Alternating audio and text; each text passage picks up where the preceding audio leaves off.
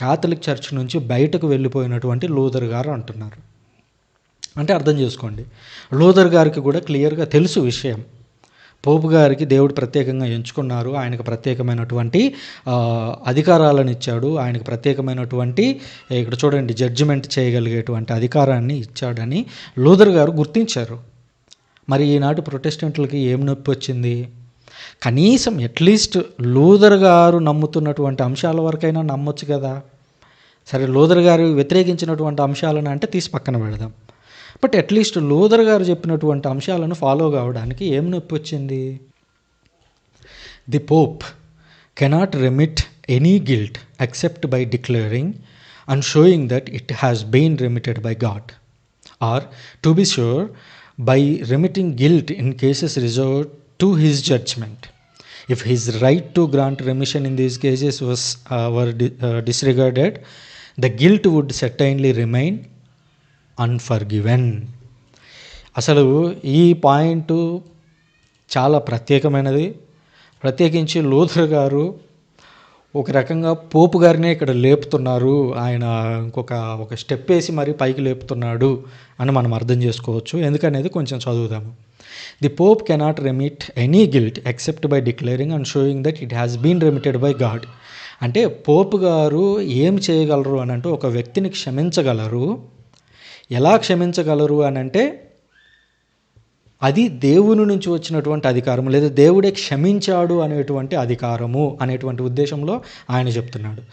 కొంతమంది ఇప్పుడు కొత్తగా జాయిన్ అయినటువంటి వాళ్ళు కావచ్చు, లేదా కొంతమంది ప్రొటెస్టెంట్ సోదరులు అడగవచ్చు, ఏమని, మీరు క్యాథలిక్ చర్చిలో గురువు దగ్గరికి వెళ్ళి పాపాలను ఒప్పుకుంటూ ఉంటారు, ఇది అసలు బైబిల్లో ఉందా, అసలు గురువు దగ్గరికి వెళ్ళి పాపాలను ఒప్పుకోవచ్చా అని అంటూ ఉంటారు. ఇది లూథర్ గారు దీనికి వ్యతిరేకం కాదు.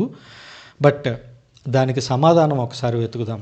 మత్తయి సువార్త యోహాను సువార్త 20వ అధ్యాయము 22వ వచనం నుంచి 21వ వచనం నుంచి చదువుతున్నాను. యేసు మరలా వారితో, మీకు శాంతి కలుగునుగాక, నా తండ్రి నన్ను పంపినట్లు నేను మేము పంపుచున్నాను అని పలికెను. అటుల పలికి ఆయన వారి మీద శ్వాస ఊది పవిత్రాత్మను పొందుడు. ఎవరి పాపములనైనను మీరు క్షమించిన ఎడల అవి క్షమించబడును, మీరు ఎవరి పాపములనైనను క్షమింపని ఎడల అవి క్షమింపబడవు అని చెప్పాను. ఈ మాట ఎవరికి చెప్పారు? అపోస్తలులకు చెప్పాడు. యేసుక్రీస్తు అపోస్తలులతో ఈ మాట పలికారు. ఈ మాటను ఏ సందర్భంలో పలికారు అని అంటే, ఆయన మరణించి తిరిగి లేచిన తర్వాత వీళ్ళందరూ తలుపులు వేసుకొని ఇంట్లో ఉంటే, భయపడి, యూదులకు భయపడి వాళ్ళు తలుపులు వేసుకొని ఉంటే వాళ్ళ మధ్యలోకి వెళ్ళి నిలబడి, మీకు శాంతి కలుగును గాక, నా తండ్రి నన్ను ఎలాగ పంపాడో నేను మిమ్మల్ని అలాగ పంపిస్తున్నాను. మీరు వెళ్ళి జనాల మధ్యలోకి వెళ్ళి మీరు పాపాలను క్షమించండి. మీరు ఎవరి పాపాలనైతే క్షమిస్తారో అవి క్షమించబడతాయి, మీరు ఎవరి పాపాలనైతే క్షమించరో అవి క్షమింపబడవు అని క్లియర్గా యేసుక్రీస్తు ఎవరికి చెప్పారు? అపోస్తలులకి చెప్పారు. యోహాను సువార్త 20వ అధ్యాయము 21వ వచనం నుంచి చదివితే మీకు ఈ డీటెయిల్స్ అన్నీ ఇక్కడ కనిపిస్తూ ఉంటాయి. సో మరి ఇక్కడ మనం అర్థం చేసుకోవాల్సింది ఏంటి? శిష్యులు ప్రజల మధ్యలోకి వెళ్ళారు, వాళ్ళ పాపాలను క్షమించడం మొదలుపెట్టారు. ఇది యేసుక్రీస్తు తండ్రి నన్ను ఎలా పంపాడో నేను మిమ్మల్ని అలా పంపుతున్నాను అని అన్నాడు. అంటే తండ్రి యేసుక్రీస్తుకి పాపాలను క్షమించేటువంటి అధికారం ఇచ్చాడు. అందుకనే మనం గమనిస్తాము, సువార్త ప్రారంభ అధ్యాయాల్లో మనం గమనించినట్లయితే, నీ పాపములు క్షమించబడినవి, లేచి నీ పడకను ఎత్తుకొని నడువుము అని చెప్తాడు. అప్పుడు అక్కడ చుట్టుపక్కల ఉన్నటువంటి ధర్మశాస్త్ర ఉపదేశకులు, పరిజయ్యులు, శాస్త్రులు వీళ్ళందరూ కూడా క్వశ్చన్స్ రైజ్ చేస్తారు, అసలు ఈయన పాపాలను ఎలా క్షమించగలడు అని. ఎగ్జాక్ట్గా ఈరోజు కూడా అదే జరుగుతుంది.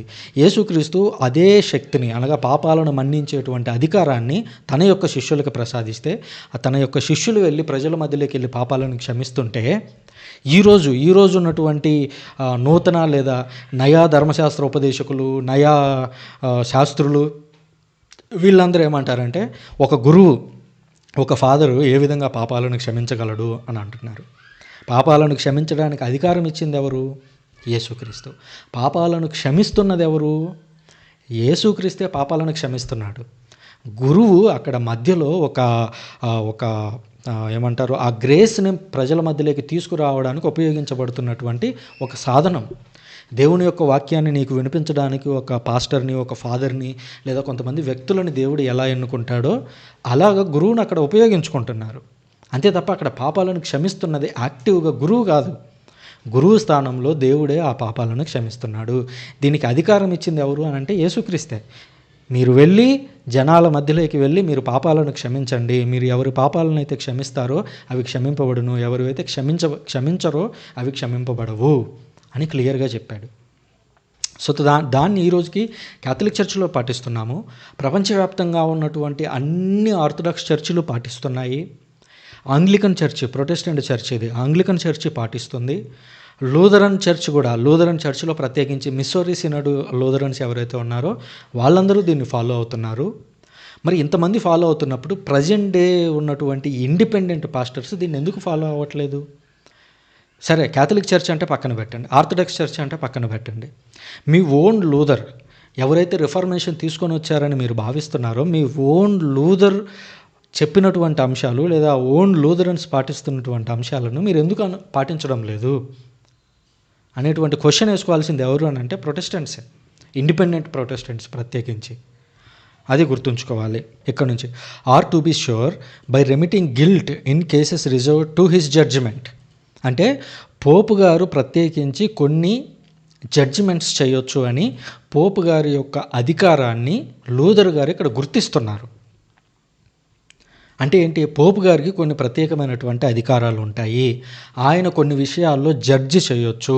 అంటే ఒక వ్యక్తి యేసుక్రీస్తు యొక్క బోధనల ప్రకారం ఉన్నాడా లేదా అనేది పోపు గారు ఒక వ్యక్తి విషయంలో డిసైడ్ చేయొచ్చు.